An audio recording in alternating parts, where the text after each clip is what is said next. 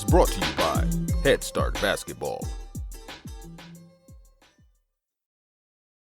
It's a lot of different footwork patterns that are really looked down upon with classic cliches. You never cross your feet, never bring your feet together, when in actuality, both those things are constantly broken by great defenders. Mike Jagacki is a men's basketball assistant coach at SUNY New Paltz, where he helped lead the Hawks to the NCAA D3 Tournament in 2024. Prior to arriving at New Paltz, Jagacki spent 3 years as a video coordinator and assistant coach for the women's basketball program at Hofstra University, helping the Pride to a semifinal appearance in the CAA Tournament and the first top 5 conference finish in 5 years. Before Hofstra, Mike spent time as a boys basketball associate head coach at Combine Academy, a post-grad program in North Carolina. He started his career as a boys basketball assistant coach at his alma mater, Middlesex High School in New Jersey. During this time, Mike also opened his own AAU program, TrueHoops. Jagacki is also the creator of Lockdown Defense, which has amassed over 4 million views on YouTube, over 27,000 subscribers, and he is the author of Lockdown Defense, Developing Elite Defenders, which has reached Amazon's top 12 best basketball books and has sold over 1,000 copies worldwide.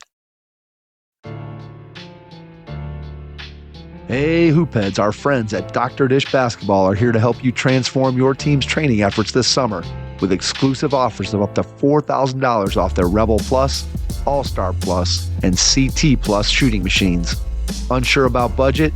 Dr. Dish offers schools-only financing to make getting new equipment easier than ever. Learn more at drdishbasketball.com and follow their incredible content at Dr. Dish B-Ball on Twitter, Instagram, Facebook, and YouTube. Mention the Hoopheads podcast and save an extra $300 on the Dr. Dish Rebel, All-Star, and CT models. Those are some great deals, Hoopheads. Get your Dr. Dish shooting machine today. Hi, this is Tom Heil, head men's basketball coach at Baldwin-Wallace University, and you're listening to the Hoopheads podcast. Prepare like the pros with the all-new Fast Draw and Fast Scout. Fast Draw has been the #1 play diagramming software for coaches for years. You'll quickly see why Fast Model Sports has the most compelling and intuitive basketball software out there. For a limited time, Fast Model is offering Hoopheads listeners 15% off Fast Draw and Fast Scout. Just use the code HHP15 at checkout to grab your discount, and you'll be on your way to more efficient game prep and improved communication with your team. Fast Model also has new coaching content every week on its blog, plus play and drill diagrams on its play bank. Check out the links in the show notes for more. Fast Model Sports is the best in basketball. Get ready to take some notes as you listen to this episode with Mike Jagacki, men's basketball assistant coach at SUNY New Paltz. Hello and welcome to the Hoopheads podcast. It's Mike Klinzing here with my co-host Jason Sunkel tonight, and we are pleased to be joined by Mike Jagacki, assistant men's basketball coach at SUNY New Paltz. Mike, welcome to the Hoopheads pod. Thanks for having me, guys. Happy to be here. We are thrilled to have you on. Looking forward to diving into all the things that you've been able to do in your career. Let's start by going back in time to when you were a kid. Tell me about some of your first experiences with the game of basketball. Yeah, usually when I start talking about my journey, I start with the coaching journey, not all the way back to my childhood. So it's going to be fun, kind of dive into the past. I think, my life was always surrounded by sport. I was very fortunate to have, 2 supportive, involved parents throughout my life. And I was the infant kid that was taking, a onesie picture with the toy basketball right beside him. So, my dad always, probably had dreams of me pursuing basketball. He himself, was never a star athlete, but he did play basketball at a prestigious high school, Power Memorial, under the same coach that Lou Alcindor, Kareem Abdul-Jabbar played for. Yeah. So did he have did he have stories about that? Was he there at any time? Okay. Not specifically Kareem, but, just being coached by that same coach. I mean, back in the day when big men had to take guards' heads out when they came down the lane. Yep. So both my parents, they weren't the types that were going to force anything on me, but they wanted me to try a bunch of different things growing up. and pick the things that stick. I could never quit something I started, but once the season ended, I kind of could choose to pursue what I wanted to. And, one of the two things I latched onto as a kid were basketball and soccer. And honestly, soccer was probably my better sport.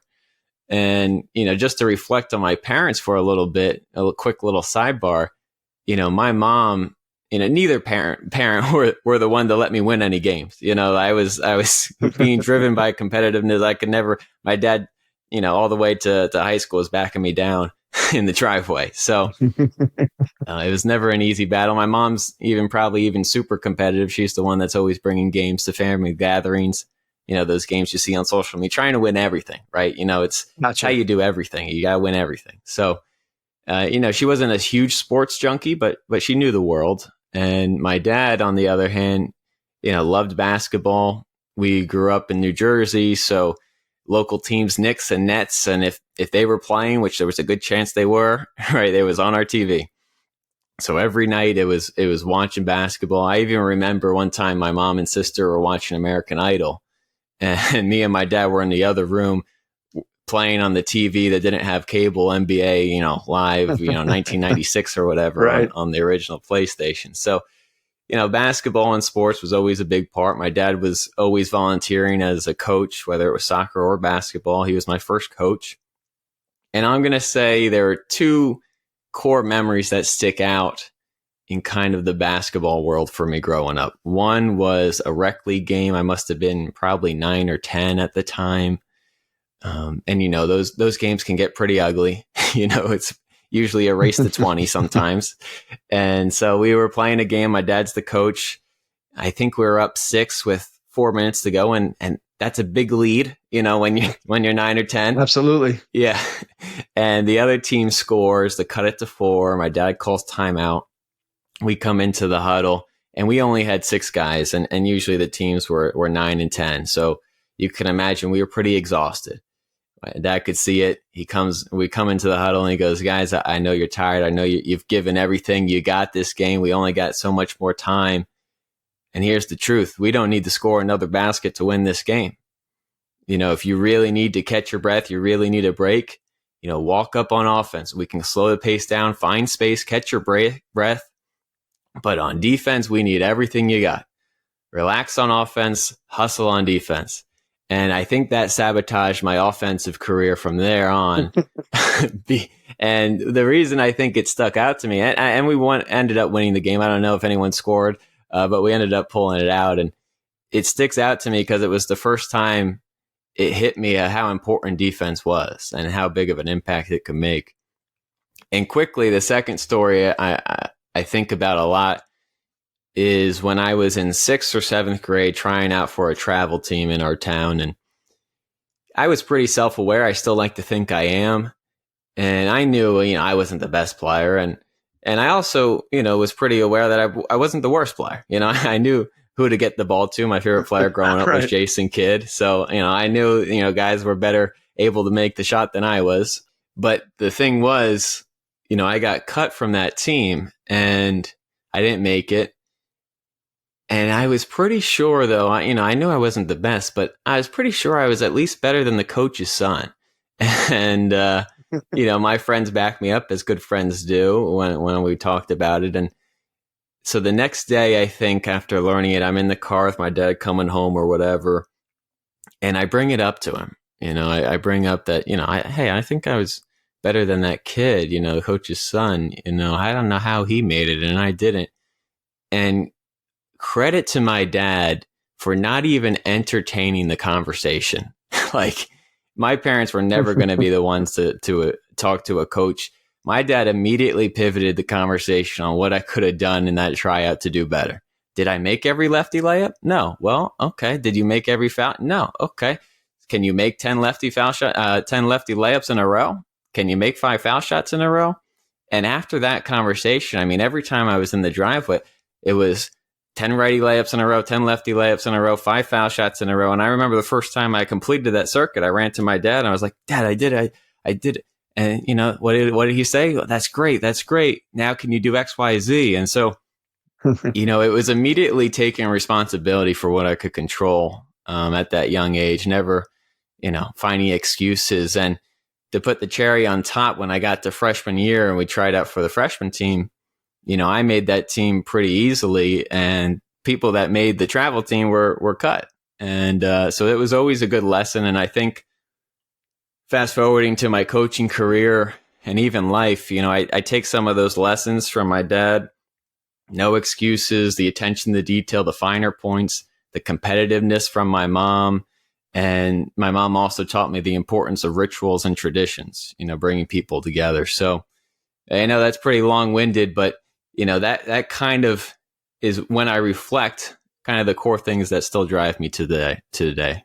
Yeah. It's funny when you think back to your childhood and you start thinking about what are the things that stand out to you? What are the things that continue to influence you as an adult? And I think that most of us, obviously, we grow up in our parents' household and they have a big influence over who we become, and especially in activities that both our parents and ourselves that we like. And sports tends to be something that a lot of times that overlap occurs. But I'm just like you in that I have things that my dad said to me that I still remember that exact conversation. I remember the exact wording, and I kind of remember the situation I was in. And then I remember how much that influenced me. And the one thing that my dad said to me that it always stuck with me was, we played this game. And again, I was probably about the same age you were, 9, 10, 11, 12, somewhere in that range, elementary school.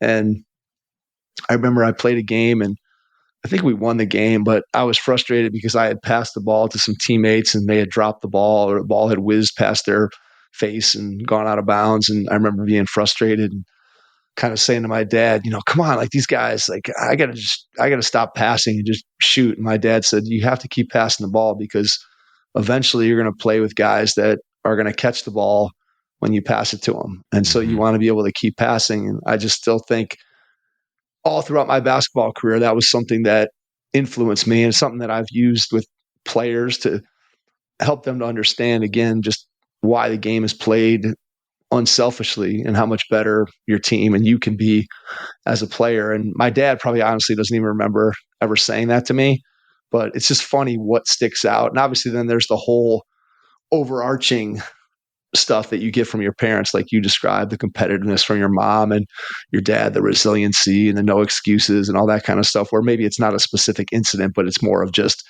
that's an influence that you felt from them every day. And it's kind of amazing, again, like how much we take from that environment that our parents created for us. And I think you especially see it again in sports, where it's something that oftentimes the kid is passionate about it, but oftentimes the parents are passionate about it. And if they go about it the right way, they're teaching those life lessons and that kind of thing.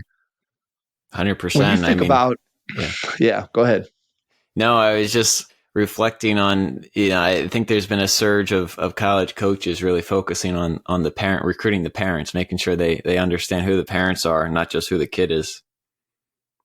Yeah, it's so true. How do you do that? So from a college coaching perspective, what does that look like when you think about trying to sort of vet the parents? What does that look like? A lot of times the red flag parents kind of bring up the flags themselves in general conversations. If you can just right. If you could just get them freelancing about, watching their kid play and what it was like growing up, were they always a sports kid?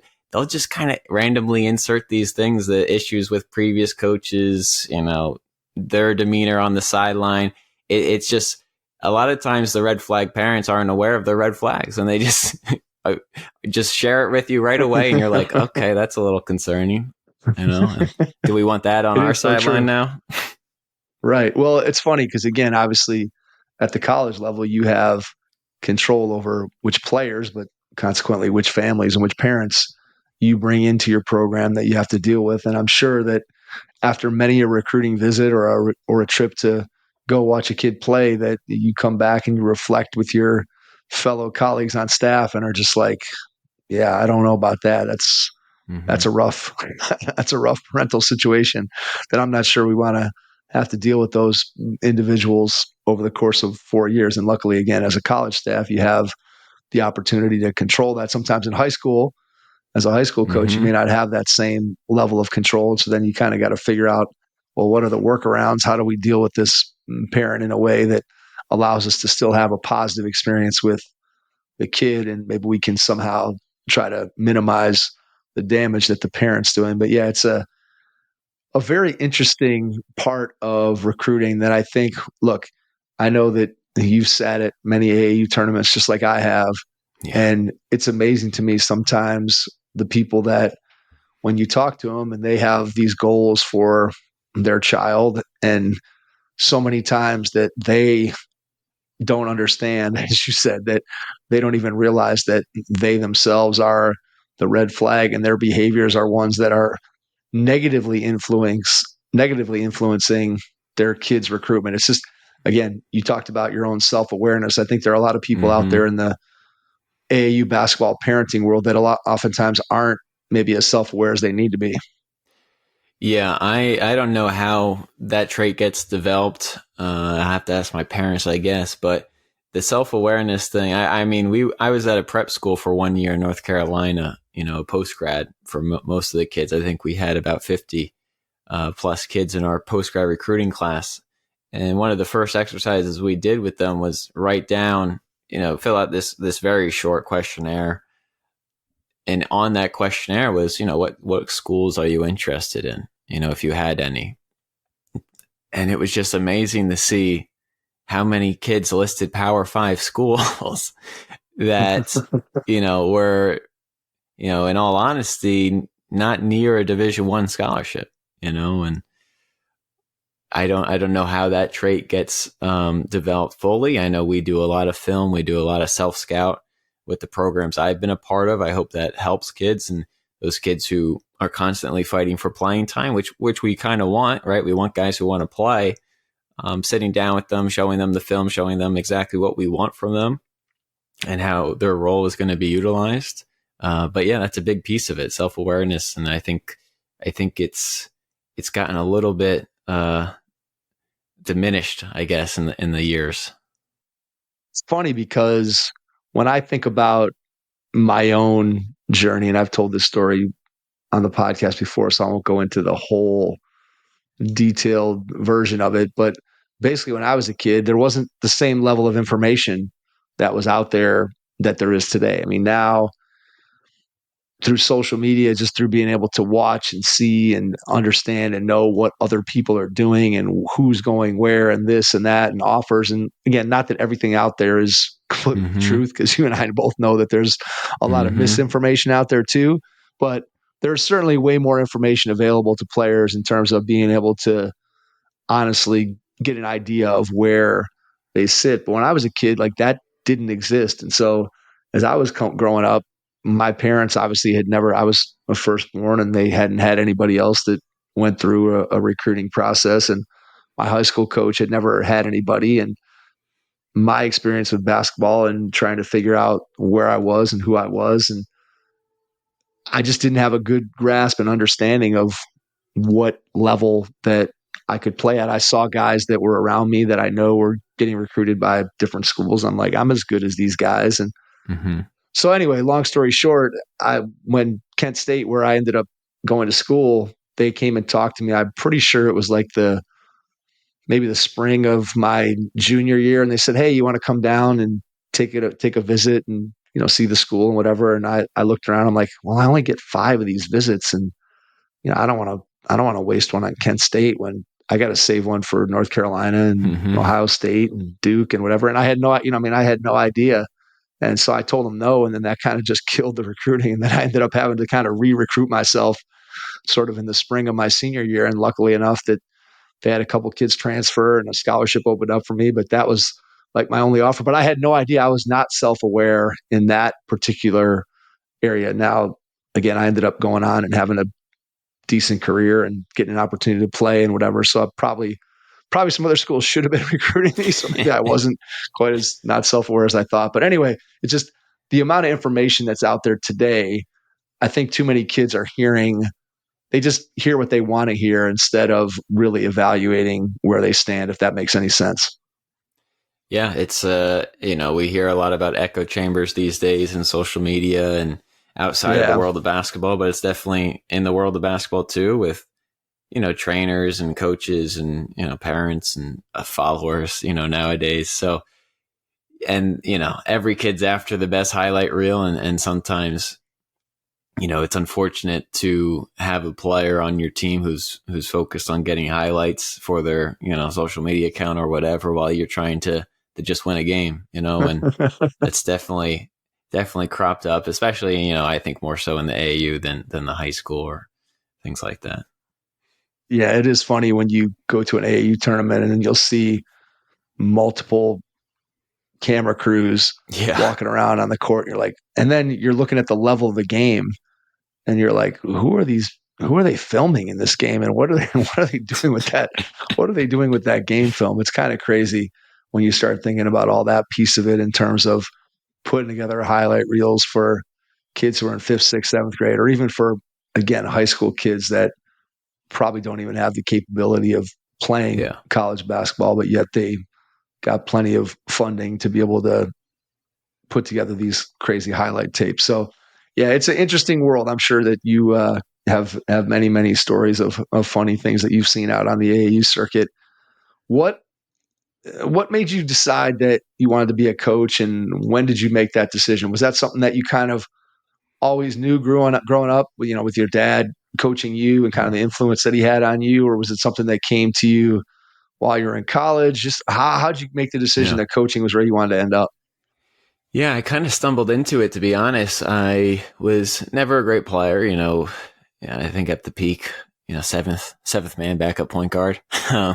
So, I knew going to college, I was not going to be pursuing sports. I was going to be pursuing a degree. So, I went to Rutgers University, or my roommate was one of my best friends at the time.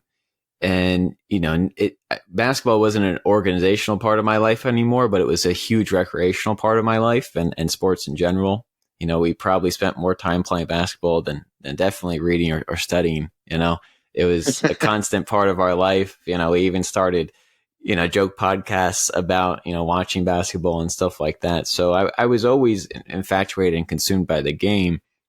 And it was a huge part of my life, even though, I wasn't pursuing it collegiately or professionally. And then sophomore year in college, my ACL pops and I tear my ACL.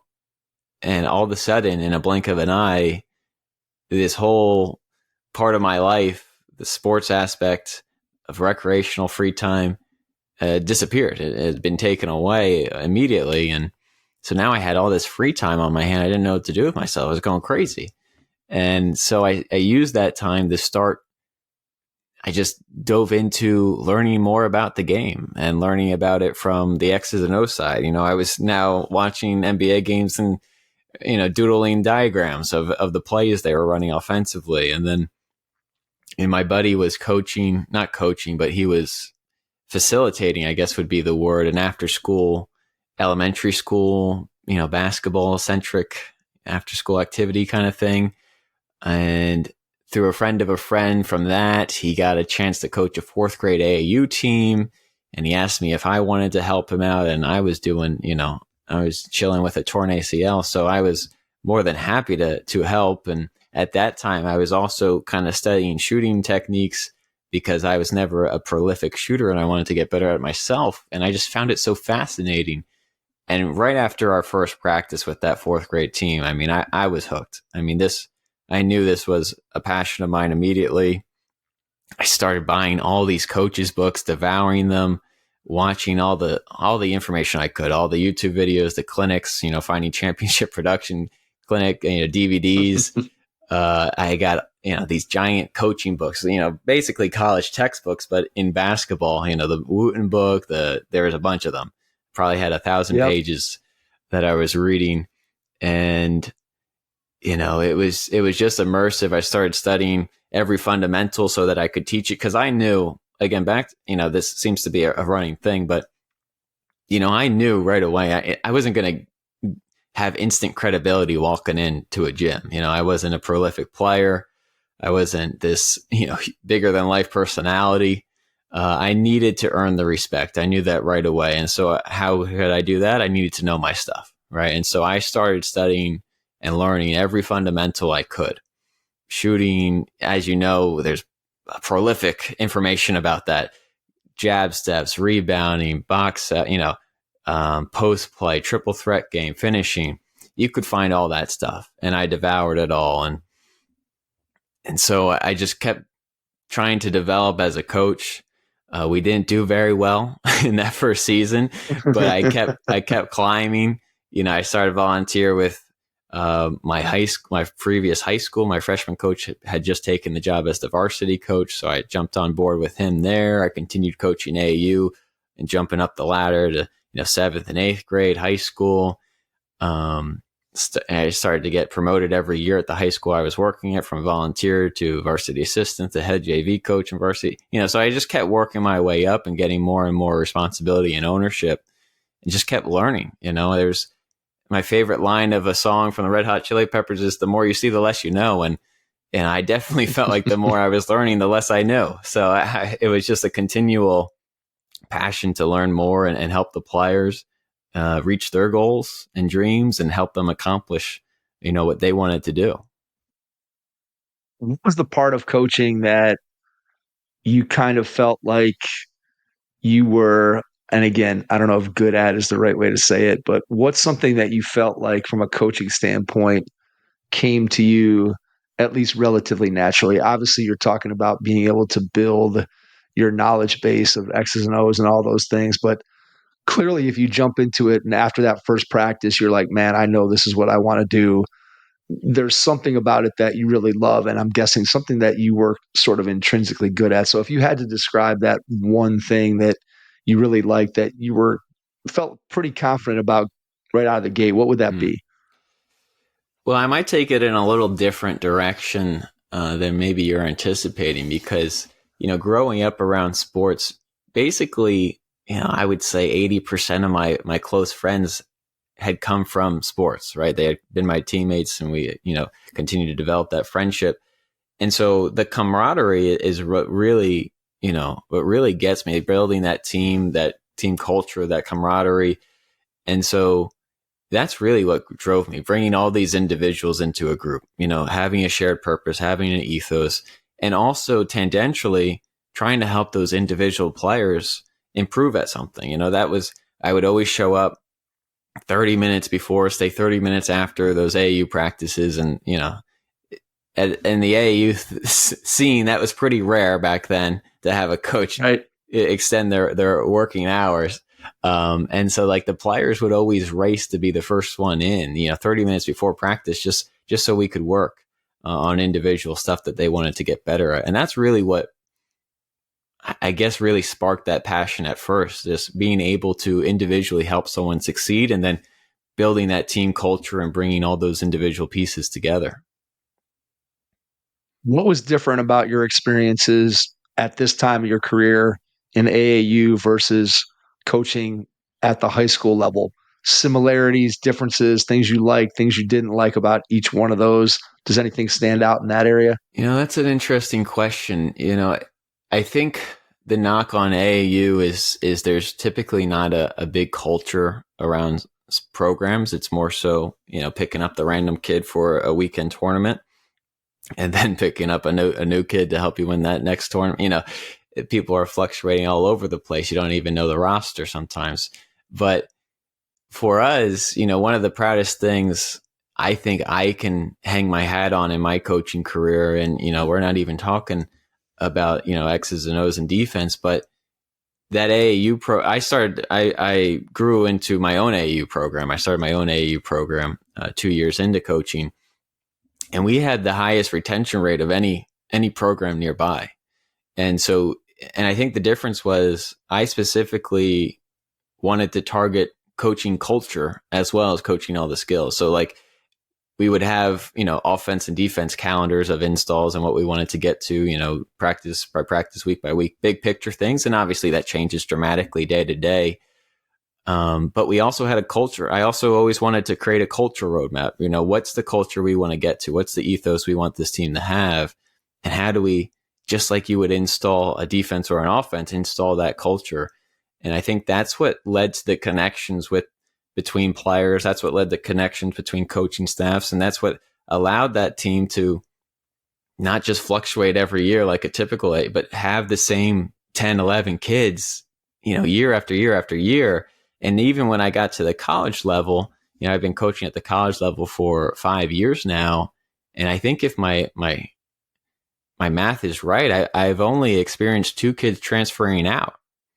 And one was a walk-on who wanted a scholarship that we couldn't have, and they were able to get a scholarship. So, no fault there. Like, completely respect that decision. And I think that retention rate's been one of the proudest things I have in my coaching journey. And I think, does that answer your original question? It absolutely does. Because I think when I talk to a lot of coaches and a lot of the conversation, I think around that question that I asked ultimately circles back kind of to what you described. And that is that it's sort of the ability to have relationships with people, whether that be the relationships with the players, relationships with other coaches, and just kind of build the people side. A lot of coaches come into the profession and feel like they are pretty good at making connections with the people that are a part of their life, but the other side of it, the technical aspects, the X's and O's, that's oftentimes where coaches who are new to the profession feel like that's an area where they really have to grow. So I think your story is one that resonates with me because I've heard it in numerous different forms in terms of, I got in there. I knew I loved coaching. I knew I loved the players. I knew I loved helping them get better. I'm not sure how good I was at any of that, but I knew that I really loved being around the players, my fellow coaches, a team, putting all that together, trying to get everybody on the same page to be able to go after and pursue the same goal. And I think that's what I hear you saying. I think it's a story that is going to resonate with a lot of coaches, that they feel sort of that same idea in terms of it's the people that initially kind of get you into coaching, and then you develop more on the technical side as you go along. 100%. And one of the things I do after every season, or I try to do, I won't say I've been perfect at it, but I used to be perfect at it. At least I always write a pretty long reflection of the season. Some years I've even done it, week by week, day by day. But I like to have that kind of, snapshot memoir of the year. And I still remember, I still have the first high school, season I was a part of coaching. A very talented group, and we underperformed tremendously. And in that memoir, I have written something to the effect of, I might not know exactly what we should have done right now, but one day I hope I do. And I think that speaks to, like, I knew I didn't have all the answers. And now, reflecting back, I wish I could go back and coach so many of my previous teams because of what I've been able to learn and how I've developed as a coach myself, what I would give to coach some of those teams again, and I think that speaks to constantly learning and never blaming the players. I never blame the players for a loss. It was always my fault, maybe to a fault. And I think a lot of coaches, take it hard. And I'm definitely one of them, but it's always, what could I have done differently? How could I have prepared us differently? How could we get better? Hey, coaches, we know you're invested in the next generation of athletes. So why not give them the star treatment this season with Game Changer? Introducing Game Changer, a free app that provides you with data to make strategic coaching decisions and to deliver memorable moments to your team and its fans. Engage your players, empower your coaching decisions, and give parents the thrill of watching every play unfold in real time this season.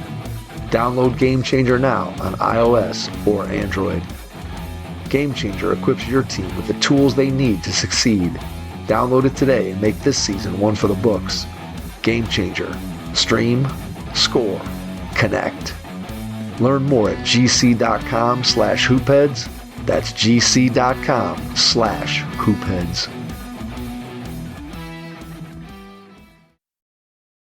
It's really an awesome question when you just think about the reflection that, you do at the end of a season. If you could just use that question for coaches out there to kind of think about like, hey, maybe this didn't go right during our season, and maybe I couldn't come up with the solution right there in the moment. But as I continue to grow as a coach, if I reflect and look back a season, 2 seasons, 3 seasons, 4 seasons, maybe there's a lesson that I've learned in that intervening time that I could say, hey, maybe if I had known this, that would have helped me with that particular team. And then obviously then you can spin that forward with, hey, if I ever see a situation that's similar to the one that I experienced 3 or 4 seasons ago, man, I'm going to know how to handle that. I'm going to be better equipped to make the right decisions to be able to help my team to move forward. And I think that's a really, really good reflective question that I haven't heard phrased quite in that way. And it speaks to the value of journaling and writing your thoughts down. And I know so many coaches, and everybody has different ways of going about it. And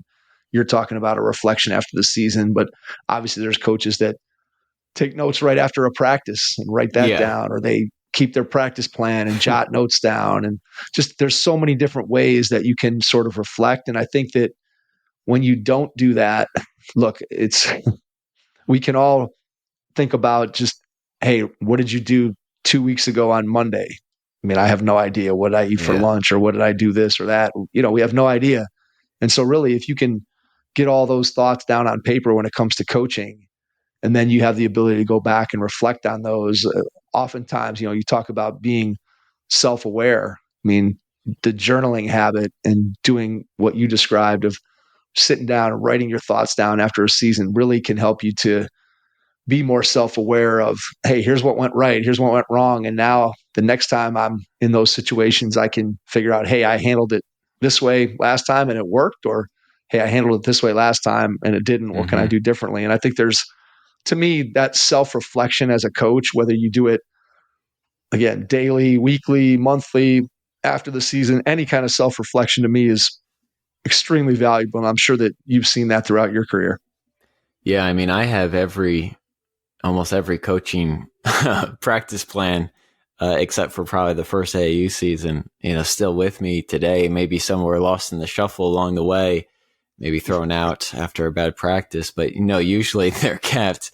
And, I have all the ones from this year, and I write notes even during practice usually, and definitely after practice. And it was fun, this year, we had a very successful year, and, it was fun looking back through those practice plans and coming to the banquet with a couple of them to show the guys what they made me write, couple practices. And it's like, what was going on with you this day?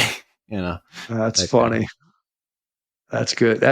That's funny to be able to share that with players. And again, it's probably something that even if you share it immediately after the season, or if you have players that you have relationships with down the road, be something funny to share with them 10 years down the line of, hey, after this practice, here's what I was thinking about you on that particular day. And it could be good or bad, right? Yeah. Just something to reflect. And man, it's just those kind of memories are things that they get lost in the shuffle. I always retroactively think that, man, I wish I would have taken better notes, like as a college basketball player, or during a particular season, or even now in my current job as a teacher, of, man, I'd have some really good books in me if I had written down all the details of everything that went on during my 4 seasons as a college basketball player, or during my first 3 years of teaching, or during that one crazy year that we had when I was coaching. And it just feels like, if I had really written those down on a daily basis, that,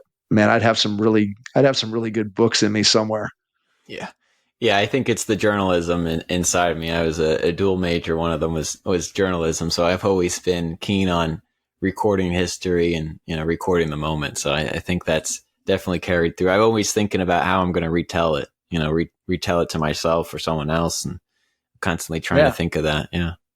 Yeah, absolutely. All right. So you're working as a coach at your high school.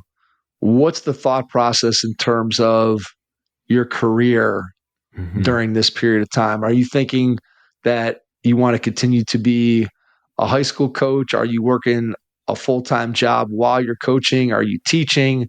Are you thinking about, hey, I want to eventually get into college basketball? Just where's your mindset at during this period of time? Yeah, I think it always startles people to ask these types of questions, even if they ask me today, where I see myself in, 5-year plan and stuff like that. I've always been a believer in day by day kind of approach. I've never been one to plan out the next 5 years or even, the next 2 months. And, so scheduling with me can be a little annoying, but, I always take it day by day, try and maximize. So even back then, I remember being so torn because I love the guys, and it's hard to, the hardest decisions I've made throughout my coaching decisions is the decisions to say goodbye, because you're always saying goodbye to, these classes of kids who, you see so much potential in. Usually the only easy decision I had was that post-grad year where everyone graduates at the same time. That was an easy one to take the next opportunity. But other than that, it's been like, wow, I can no longer, like, saying goodbye means I'm not going to coach, these kids anymore. And those have always been tough decisions. And so I've never been a chaser. I've never been, and it doesn't suit my strengths either. I'm not a super good networker. I'm not constantly thinking about where my next step is, what's my next landing spot. How do I, improve on this situation? And so it was always just about, how could I be better? How could I help the team more? And I know that sounds cliche, but it's true to me. Like I'm not thinking about what's next. I'm thinking about how this team could do better and how I could help it do better. And so, almost every opportunity I've gotten, has been out of the blue, someone reaching out to me. And so, I'm going through high school coaching there, coaching the JV team, varsity assistant, heavily involved in everything defense.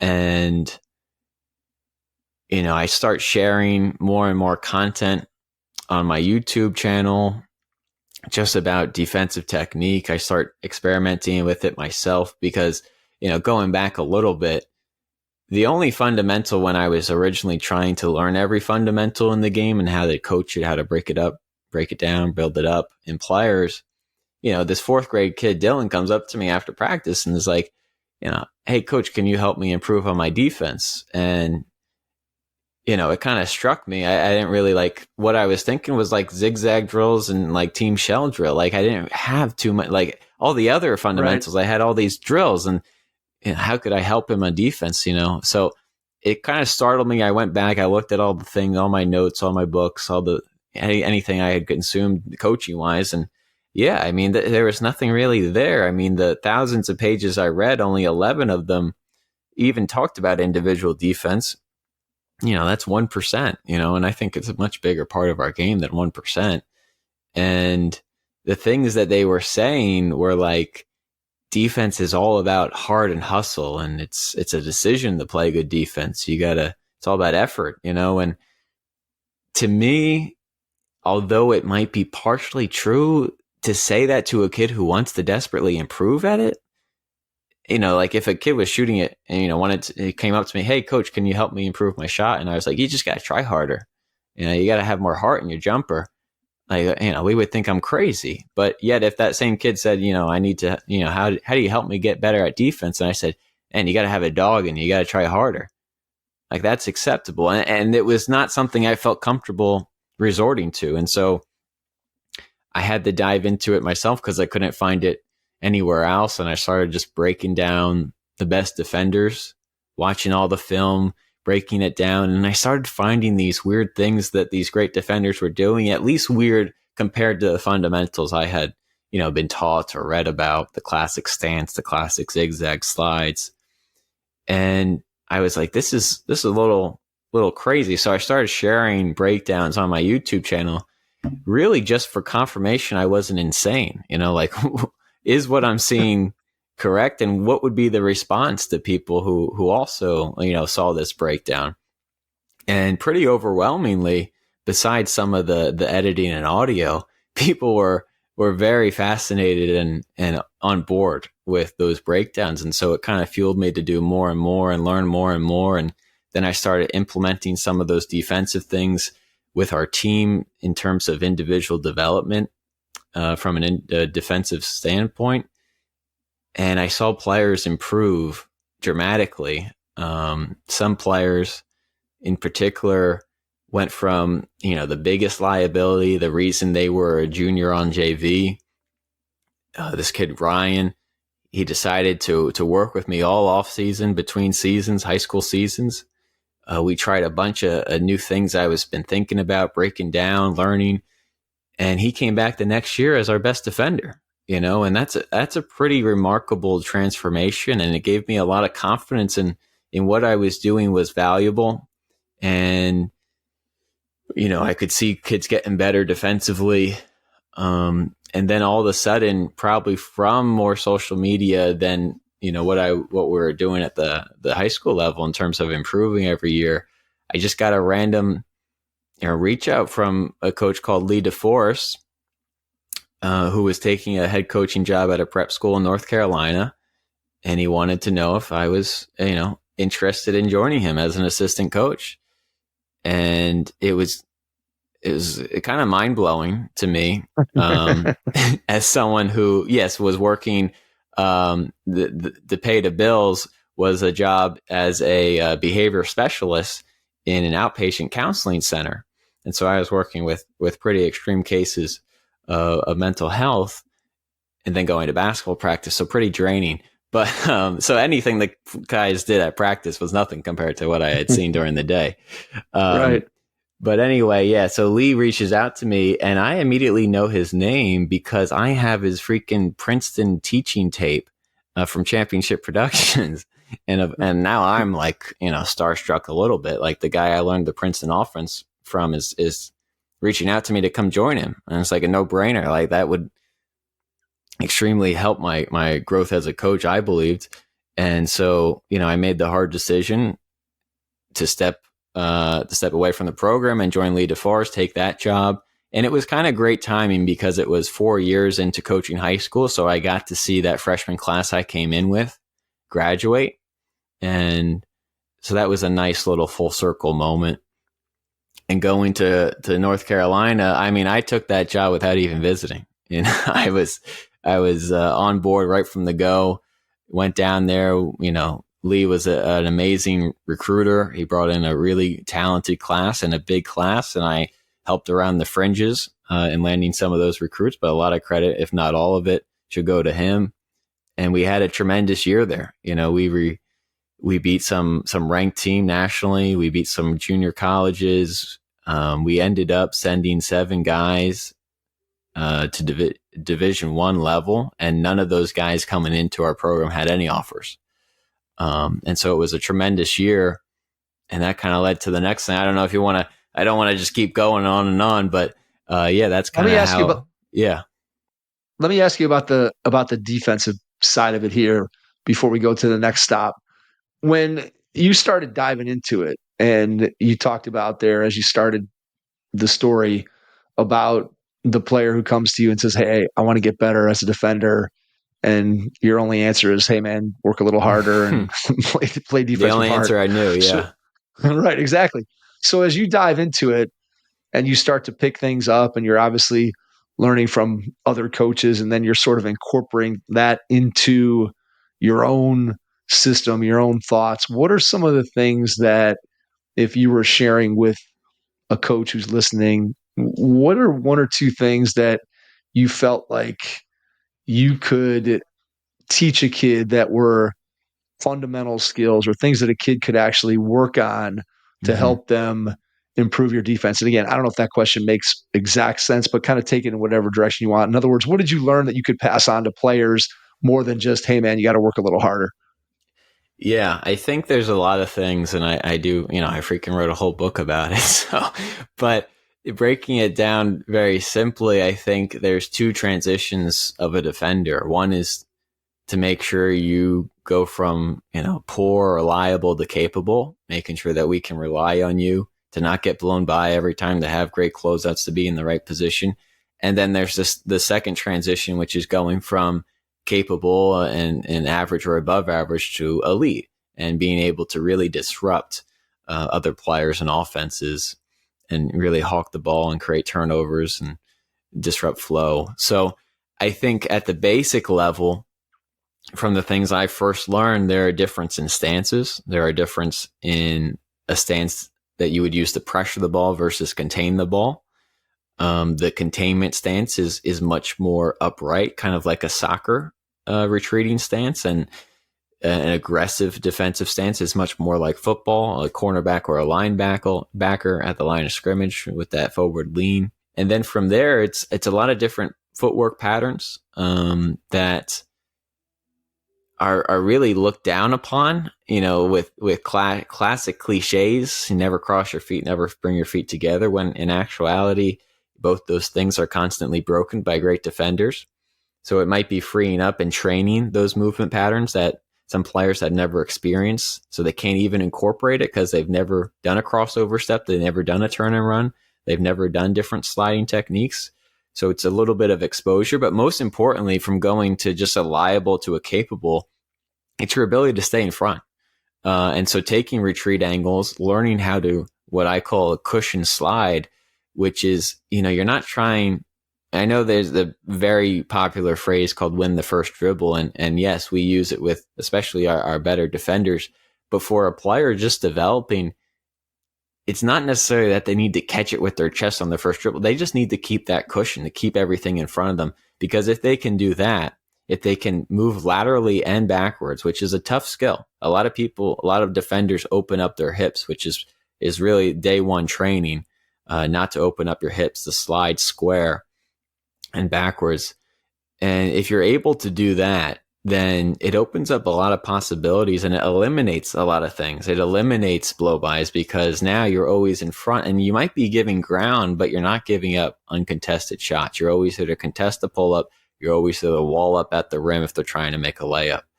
And if they go full speed ahead, you can even get some on-ball charges. And so I think that's the first step, being able to take better angles. And a lot of that comes with how the players are generating force and probably movement patterns. And so a lot of the things I train and do probably look a lot more like agility drills than they look basketball drills, because at the first step, I believe defense is a movement skill. Yeah, absolutely. I mean, I don't think there's any doubt that when you start talking about how do you move in space in reaction to an offensive player, that there's techniques. It's interesting that you talked about players not crossing their feet. And we often hear like on the closeout, how you want to use the pitter patter of little feet as you close out on players. And yet oftentimes, if you study the best defenders, they frequently break both of those. As you said, they break both of those two sort of unwritten rules of playing good defense. And to your point, most players, if you as a coach start to introduce those techniques, the player, first of all, has never heard any other coach probably say that to them. And then two, you're also trying to break a pattern in their movements. And so you have the synapses in their brain that have just kind of trained them, hey, this is how you do it. And so you kind of got to rewire that and get them to be able to see those techniques. So I can certainly see where, again, if you're working on your defense with a player, that, it looks a lot more like their ability to do agility drills and move in space. But again, it makes sense because obviously defensively, you're doing all your movements without the ball. And typically, if you go into a gym and you see a trainer working with a player, it's not very often that you see a player working on skills that don't have a basketball, even not only just the defensive end of the floor, but also you think about just moving without the ball. And then it's crazy when you consider how little amount of time that any one player actually has the ball during a game and how little attention we put on what is the player doing during the game when they don't have the ball. And in today's sort of trainer-led world, we don't really have very much emphasis placed on what are you doing without the ball. And look, in a college game, right, the best player on your team probably possesses the ball for 5 minutes, 6 minutes, maybe. That's probably even high in a lot of cases, depending on how your team is structured. And so that leaves a lot of minutes where either a player's on defense or they're on offense without the ball. So it is, when you start thinking about what does that training look like, I can completely see where anybody might say, hey, that looks like you're just working on agility. But again, to your point, you have to sort of rewire and teach movement skills in order for the player to be able to then translate that into defending an offensive player and reacting to what that player is doing? Yeah, I start every one of my camps. I do lockdown defense camps, if you can imagine a camp fully focused on defense. But I start every one of those camps or mini camps or day practices coming in to other teams with that exact breakdown. Okay, you took 10 shots in a game. How long does it take you to catch and shoot? 1 second. Okay. So you spent 10 seconds shooting the ball in, the 30 minutes you played. How long did you dribble? Like you just said, 5 minutes max for your best player. How long are you on defense? Half those minutes. Okay. So you spend all this time working on your dribbling, your shooting. And yes, we want as coaches, we want players who can make shots and handle pressure, handle the ball. So I don't want to diminish those. But half your minutes are going to be on defense. Are you preparing yourself to make the most of those minutes? And that's how I frame, all of our defensive work to our guys, because a lot of players think going back on defense, all right, what's going to happen next? But the best defenders know, what am I going to do next? They don't turn the switch off when it comes to defense. They know they can make an impact, and they're excited to see how they can do that. They're excited. I'm watching the Timberwolves, falling in love with the Timberwolves. They're smiling on defense, locking down Denver. Yep. No doubt. So it's fun to watch, and it's I think the quickest way to take someone's confidence is that they can't score on you. That's the most deflating thing. And you can see players who are struggling on the offensive end completely give in to everything. They just give up. And so, and just getting back to the agility thing and developing defenders, yes, that is a big portion to laying the foundation. And then we got to level it up, because it is a reaction and anticipation skill as well. So once they've developed those movement patterns, once we've made them more explosive, more unbalanced, things like that, now we need to work on the reaction time and their anticipation cues. Being able to put those agility and movement skills into context, right? I mean, I think that when you start talking about any kind of basketball training, I think that's one of the areas that trainers, I think, struggle with, is how do you take what you're learning and put that into the context of a game that is not played 1 versus 0 or 1 versus cones or even 1 versus 1. There's 5 players on each team out on the floor. And so how do you get the skills, whether it's offense, defense, with the ball, without the ball, how do you get those skills to be able to translate? And as you said, part of it is the ability to anticipate and read patterns and recognize situations from experience, and the ability then as a coach to figure out ways to put players into situations that can not only train the skill itself, but also the context of when and why and how that skill is actually applied. To me, that's kind of the secret sauce, right, in being a good coach. Yeah, and there's a lot of movement in the coaching world right now in terms of pedagogy. There's a big push to a more ecological approach, more incorporating small-sided games, constraints, things of that nature. I was on that train 10 years ago when I started coaching. That was kind of my whole framework. It was a really new school approach, but it was so different than what I had been coached under. And I wouldn't say I particularly enjoyed my experience as a high school player. So it was a breath of fresh air. And then so I've always been a big incorporator of constraints, small-sided games. How can we amplify what we're trying to get better at and create more and more situations where it organically appears inside training moments? And then we can, either break those apart to really improve on specific maybe techniques and capabilities, or we can continually, challenge and push beyond those techniques and incorporate different things.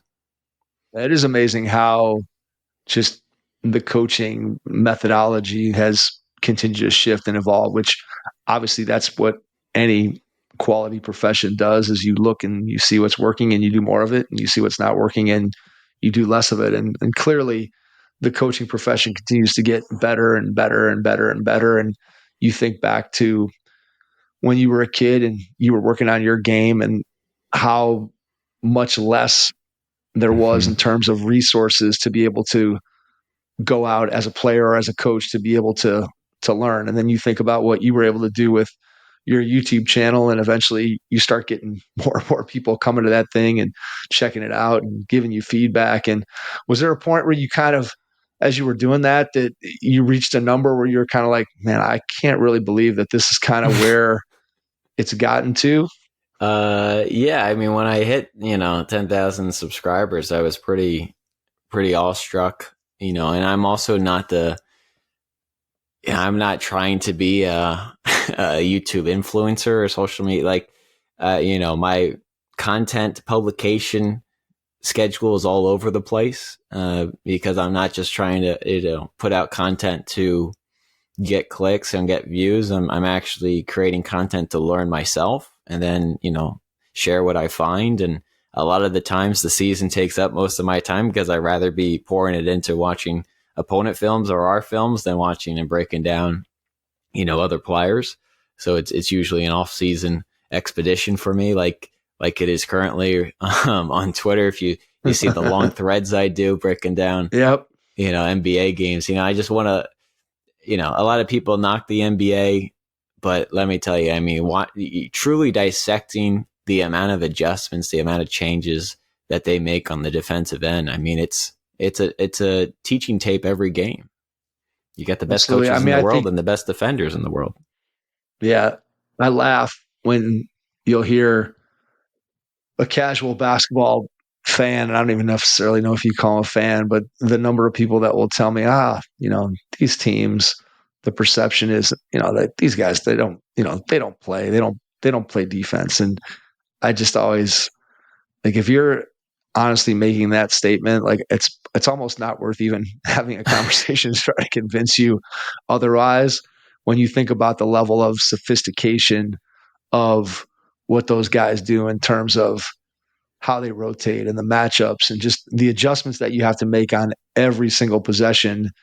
Again, as a result of the way the offense has gone in terms of the amount of ball screens and off-ball action and everything that goes into it, and just how the defense has to react. It's just, as you said, you could go down and like you mentioned that you have your various threads that you have put out there breaking down things that you see in games in the NBA. I mean, it's really incredible the amount of adjustments and just the amount of thinking on the fly that an NBA player has to do. And obviously that's backed by hours and hours of study, both by the coaches and the players themselves.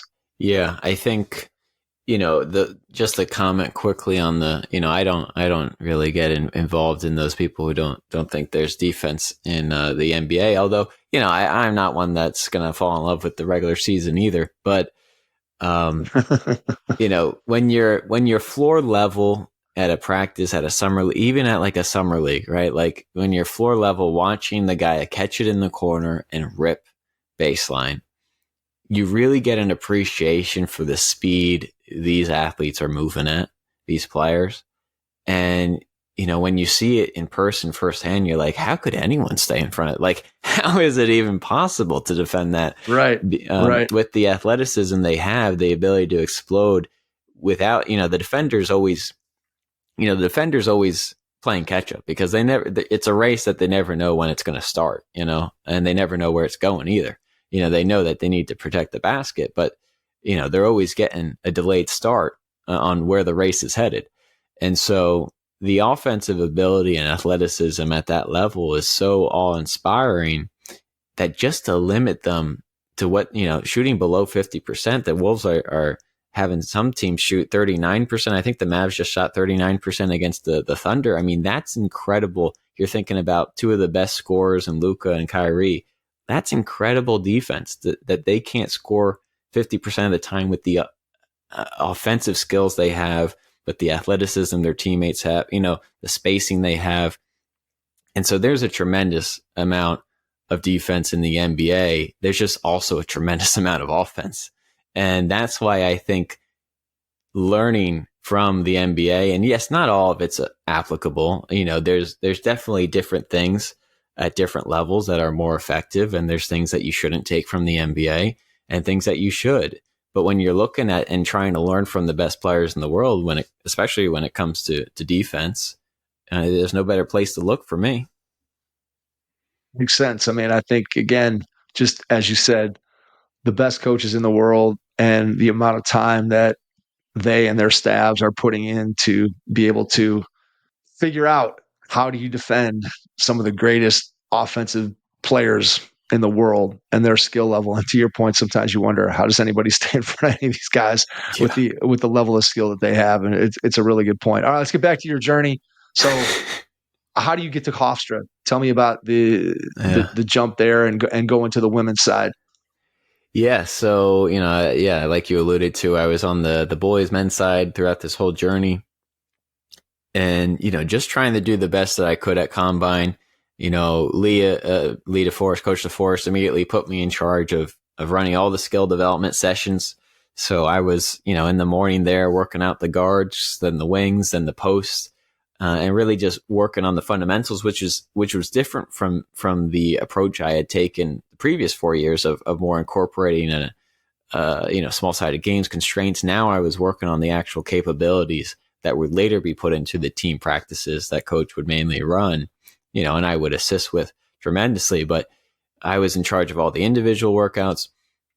And then the players that wanted to work out even more, shooting workouts at night or just one-on-one training sessions, I would run all those as well. So I got it was a crash course on player development for me. And the players were tremendous, the work ethic, the relationships I still have with a lot of those guys just because of the hours we put in, is still, I was just literally on the phone with one of them today, driving home from work.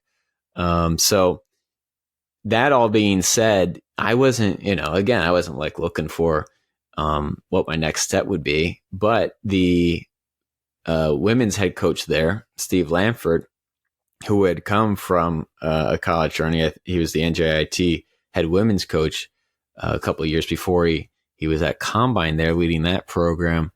We just, he would watch a lot of my sessions, my training sessions, individual or group, or my practices that I would run with some of the teams.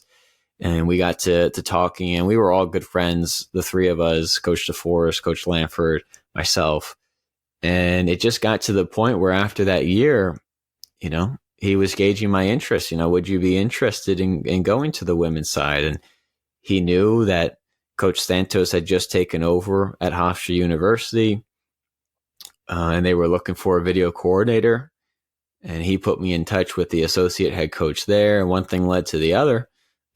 And there I was, taking an amazing opportunity to go from, a high school coach in the middle of a small town, 120 graduating class in New Jersey, to a Division I program. I mean, it was a pretty startling jump, that I know I was very fortunate to gain the opportunity to do so.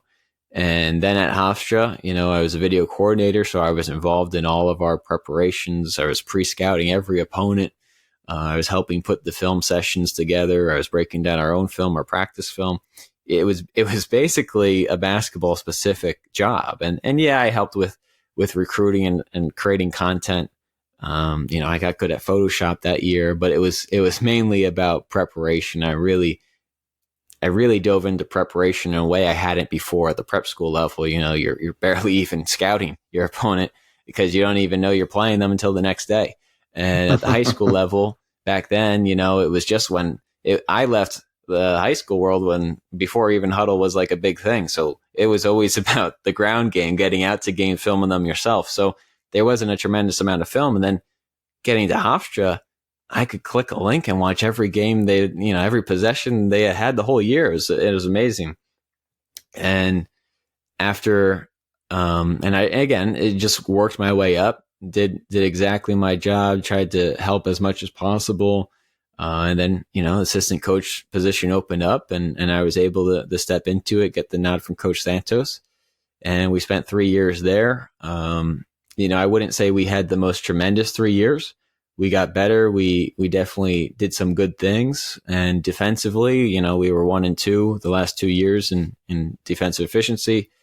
In our conference, we were 1 and 2 in steals. Offensively, we had some work to do. But we always made a decent run at the end of the year. And, it was a good time. It was a great learning experience.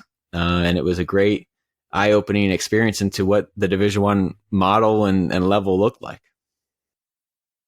Adjustment, coaching women, going from the men's side to the women's side, what was that like? Or did it feel pretty much the same? What adjustments did you have to make, if any? Yeah, I don't want to like blanket statement because I know every situation's different. You know, I would say from my personal experience, so I don't want to extrapolate to all, but from my own experience, I would say the men's side to that point was more of an emphasis on balancing and kind of guiding egos. You know, guys, you know, who wanted to play more, constantly competing at practice for more and more minutes. And that was more of the, you know, glue piece to it on the men's side, keeping everyone moving in the same direction from that perspective. On the women's side, it was a little different for me, at least it was at Hofstra, where it was more about the connection the players were forming, making sure that those connections were strong in interpersonal level and making sure the connection with the coaching staff. So it was a much more personalized, much more team person centric, if you know, I'm not articulating it beautifully. And it was, I will say the coaching mechanisms that, you know, motivated players were a little different.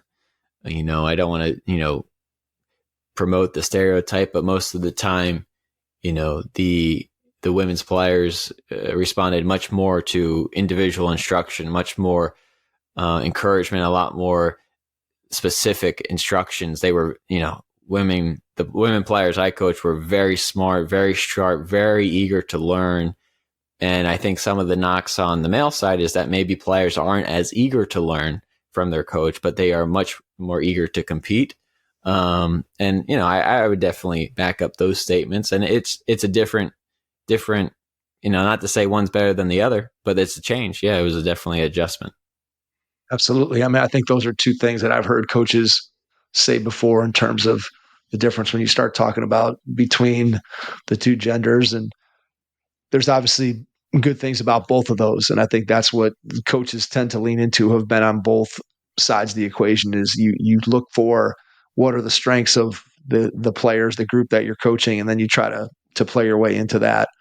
Let's get to SUNY New Paltz. How do you get there? And then tell me a little bit about your role and where you are right now in your career.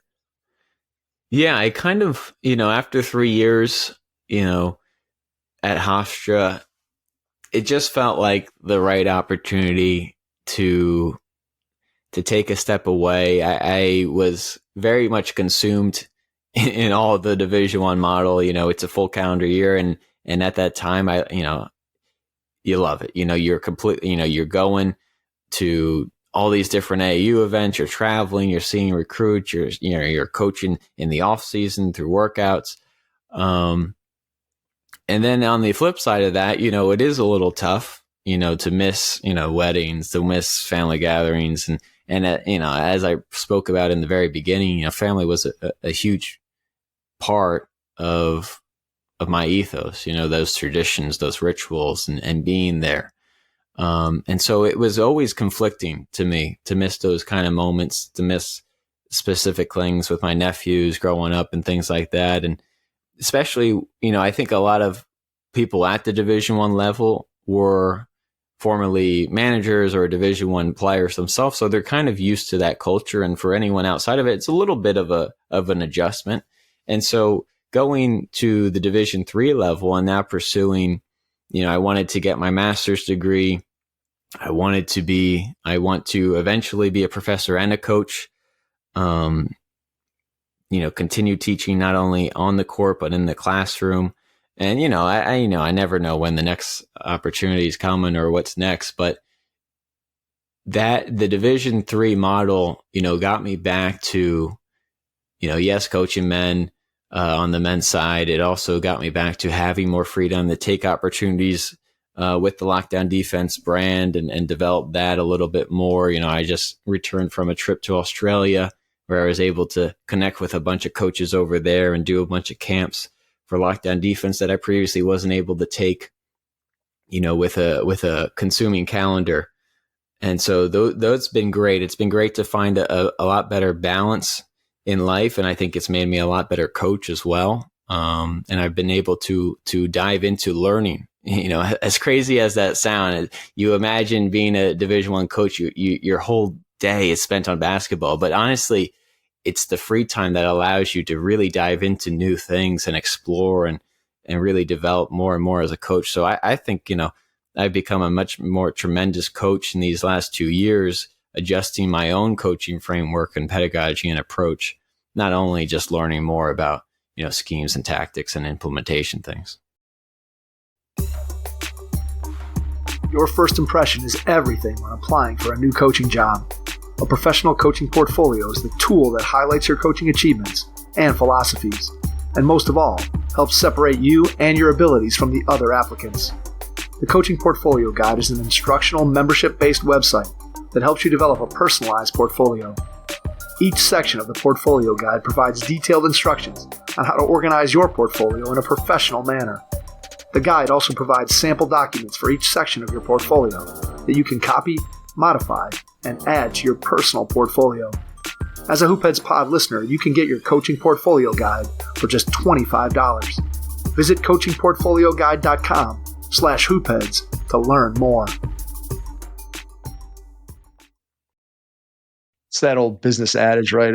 It's kind of like you can be working in your business and kind of doing all the day-to-day, which is what it sounds like you felt like your Division I experience was like, versus working on your business, which allows you to sort of take that 30,000-foot view and step back and take a breath and really think about what you're doing and give yourself an opportunity to go, as you said, and learn and talk to other people and read and study and do things that maybe you couldn't do because that day-to-day model at the Division I level is just so demanding.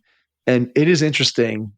And we've obviously talked to people who have worked at both levels, and some coaches that have been like you, where they've spent time at the Division I level, the Division III level. And one of the things that I always find interesting is kind of that concept that you just talked about, which is at the Division I level, it's for the players, for the coaching staff, it's being on, pretty much 12 months out of the year, and coaching staff and players being connected and working together and all those things. And there's certainly, I think, a lot of positives to that. But at the same time, I wonder about, and I think about my own experience again back a long, long time ago, just in terms of the intensity of a season and the need when that season was over, at least for me at that time, to feel like I needed to step away from my coaching staff and just be able to go back and play and work on my game and do things sort of not being under the watchful eye of the guys that were watching me the entire season.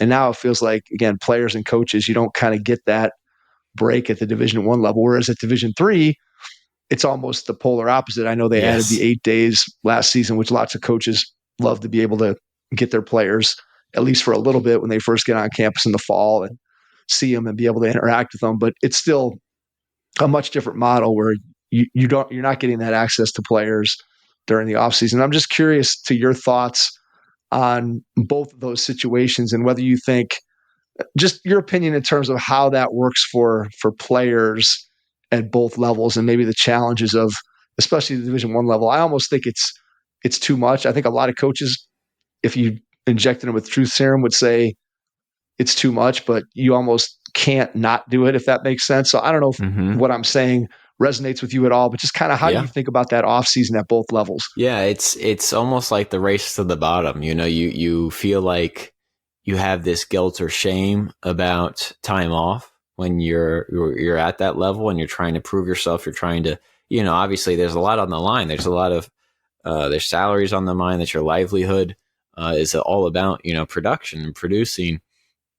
And so, yeah, it is kind of like a race, and a lot of times, I think it's a race to the bottom sometimes. And obviously the best programs find that balance. They find the way to keep their players fresh. They find the way to keep their coaches fresh, and also to bring that intensity level and enthusiasm to everything they do. And at the Division III level, it is drastically the polar opposite.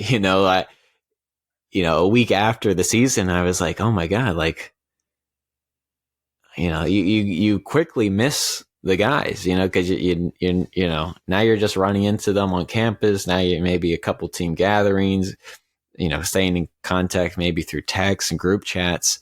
But you're like, wow, man, I really miss, having that group together again.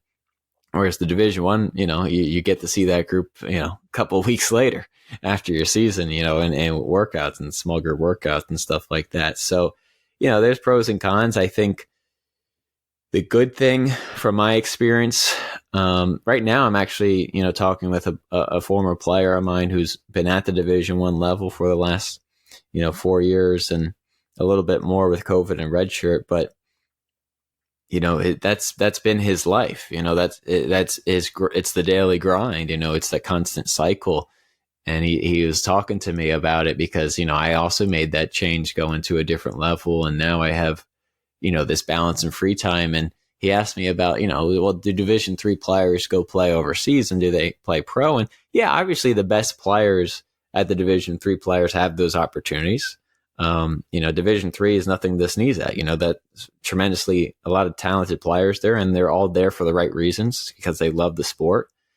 But to be honest, like a lot of players are setting themselves up beyond basketball too, because they have that free time. They're able to take internships and they're able to pursue and connect in their degree, in their professors, and, in their career development, so that when their basketball career is over at the college level, yeah, we have a couple guys who maybe have a chance to go try out and stuff like that, but they also have opportunities to go take professionally because they've lined them up already. All right. So yeah, a lot of Division III players maybe have the opportunity to go play overseas, but they also have the opportunity to step right into a great job. That Division I players may not have that same opportunity. They have a tremendous amount of connections, obviously boosters, and the support system around Division I programs has always been incredible. So they have that connection as well, which is tremendous. But in terms of setting up their own kind of work experience is a lot harder. And it's a lot harder to find that balance if basketball is not going to be your next step. So definitely pros and cons. Like I said, I think one of the refreshers was just the it's kind of a different attitude's a little bit too strong of a word, but like I said, like the guys are there to play basketball. Like they're not getting any additional, scholarship from it or anything like that. They're just getting an opportunity to play the sport they love, to be a part of a team and to compete, and at the Division I level, you have a tremendous amount of kids who are there for the same exact reasons I just mentioned, but you also have some of those egos where they're chasing the next opportunity. And they're also, there to maximize their scholarship to get an education from basketball, and things like that, or maybe, now NIL, get money. But, I've always enjoyed, that's been one of my favorite things about the men's side is kind of guiding those egos in the same directions. I would hate to coach a team with no egos at all, even though that's some coaches' dreams, but it's not my dream.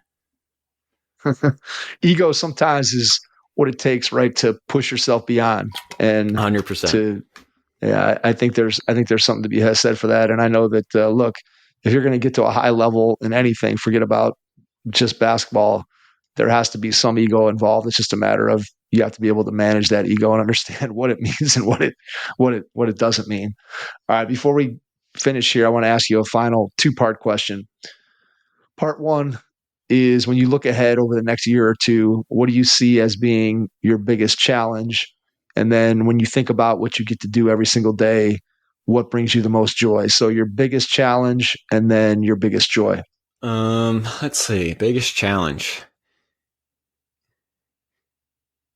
I think, I don't know. It's on the spot. It's tough. Me, I'm not one to forecast ahead too much, as I've alluded to. But biggest challenge in the next 2 weeks. How about that? Next 2 weeks, finals. But making sure our guys, we just had our highest GPA in like 20 years. So congrats. There you go. Trying to replicate that in this semester would be nice. Probably the success we had this year. We set records in wins. We set we won our first conference championship in program history, made it to the NCAA Division III Tournament, played in one of the most attended D3 games of the whole season. It's a really impactful year for the program. And, we graduate 5 guys. We bring, a lot of guys back. We probably lose 3 of our top 7 or 8. So we do have a lot returning, and, we're fleshing out a freshman class. And I think that's going to be the challenge. Not so much, I'm looking forward to the quest for back-to-back, like we just watched UConn and Bob Hurley conquer with his intensity and enthusiasm and all the stuff they bring. And I mean, it was just an incredible thing to watch from afar. But the quest for back-to-back, I'm excited for. After that, we graduate another 5. So in the next 2 years, in these 2 years, we'll see 10 kids graduate. And I think there's a lot of pressure, obviously, on building from the ground up. We want to have a great freshman class this year and next year, and maybe land some transfers to ease that transition. But I think that's going to be, the biggest challenge is to not only we've achieved the success, but now our challenge is to sustain it. And that's really the blueprint. That's really the challenge of any program. You don't just want to have 1 year. You want to have a sustained success. That's the goal. Absolutely. All right. Biggest joy. Biggest joy is just freaking these kids, here, coach has done a tremendous job recruiting the character of these guys. I look forward, I honest to God, I look forward to every one of these practices. These guys bring a tremendous amount of energy. They are locked in. They love to play. They love to compete. They are bought in on the defensive side. They are bought in on the offensive side. It is a joy. It was a joy to coach them this year. I'm looking forward to next year. These guys just bring so much energy to practice. And when they don't, we can get on them and they'll pick it up. I think, and to be honest, I think we had 1 or 2 bad practices the whole season. And you can find those angry notes I've written after those practices in my practice notes. But, I love the culture we have here at New Paltz, and I'm looking forward to continuing coaching these guys because, I love every single one of them. Mike, before we get out, I want to give you a chance to share how people can get in touch with you, find out more about what you're doing with Lockdown Defense, share website, social media, email, whatever you feel comfortable with. And then after you do that, I will jump back in and wrap things up. Yeah, it's kind of nice. We kind of spent, an hour, 20 minutes, and usually I spend an hour, 20 minutes talking only about defense. So it's nice to dive into all these different facets, to dive into the journey Cool. and talk hoops. So yeah, I focus a lot on defense. If you need your defensive fix, which you don't get a lot of on social media and stuff like that, I'm constantly tweeting out only defensive stuff on Twitter at Mike_Jagacki. Obviously, my YouTube channel has a bunch of free videos and content breaking down different defenders and different things. So you can check out Coach Mike Lockdown Defense on YouTube. If you want to dive even further into defense, I have 2 books. One focused on all the techniques and fundamentals, and the other one all about the training and implementation and fundamentals and how to incorporate those into your player. So those you can find on Amazon. Just type in Lockdown Defense. They'll both come up. One's called Lockdown Defense. The other is Lockdown Program. And finally, long-winded here, you can check out lockdownhoops.com, where you can find the blog, which, has a bunch of free content as well. And you can also dive into some clinics I have for purchase where you can watch, hours of content breaking down either pressure defense, switching defense, containment, all the closeouts, different clinics on different things. And of course, if you have any questions along the way or just want to talk or connect, my email is mikejagacki@gmail.com. Mike, well said. For anybody out there who is interested in especially improving yourself as a defensive coach, highly recommend what Mike is doing with Lockdown Defense. So please go and check that stuff out.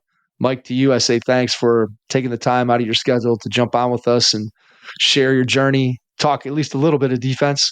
But to everyone out there, thank you for listening, and we will catch you on our next episode. Thanks. Thanks for listening to the Hoop Heads podcast, presented by Head Start Basketball.